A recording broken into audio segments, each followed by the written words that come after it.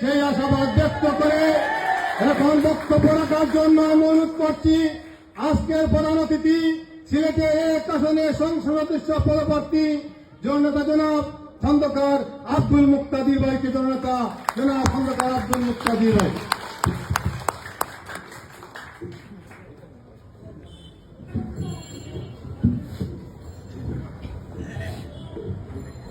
বিসমিল্লাহির রহমানির রহিম। আমার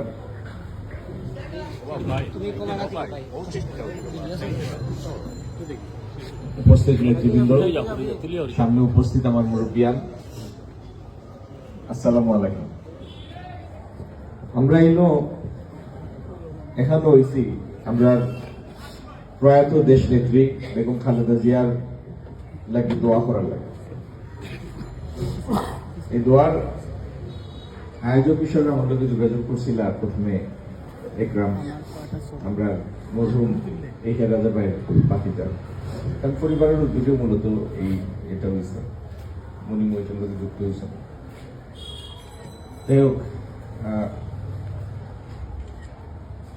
বেগম খালেদা জিয়া খালি আমরা বিএনপির চেয়ারপারসন আসতাম, একটা সময় দেখা গেল তাই বাংলাদেশের কণ্ঠস্বর, তাই যেটা কইরা বাংলাদেশের আপামর মানুষে এটারও মনে করে তার কথা মনের কথা।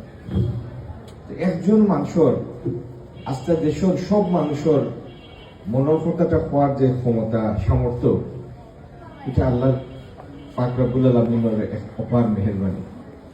বেগম খালেদা জিয়ারে আল্লাহ সেই উচ্চতায় নিশ্চয়, যে উচ্চতায় যাওয়া কোন রাজনীতিকর লাগে খালি একটা স্বপ্ন হইতে পারে। এই বাস্তবতা অর্জন করা কোন দেশে আমি শুনছি না আজ পর্যন্ত 1 কোটির বেশি মানুষ কোন জানাজাত শরীফ হয়ে যেত। এটা বিশ্বের রেকর্ড। পৃথিবীর বুকও আজ পর্যন্ত অত বড় জানাজা হয়েছে না। এবং এটাও একটা রেকর্ড যে কোন এক পরিবারের 2 সদস্য স্বামী স্ত্রীরে একটা দেশের মানুষে এরকম খান দিয়া বিদায় দিছে, এটাও পৃথিবীর ইতিহাসে এরকম হয়েছে।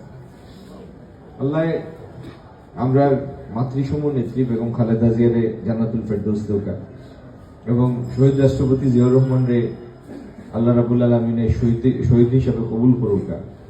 তার যে ছেলে আরাফাত রহমান কোকো, বেগম খালেদা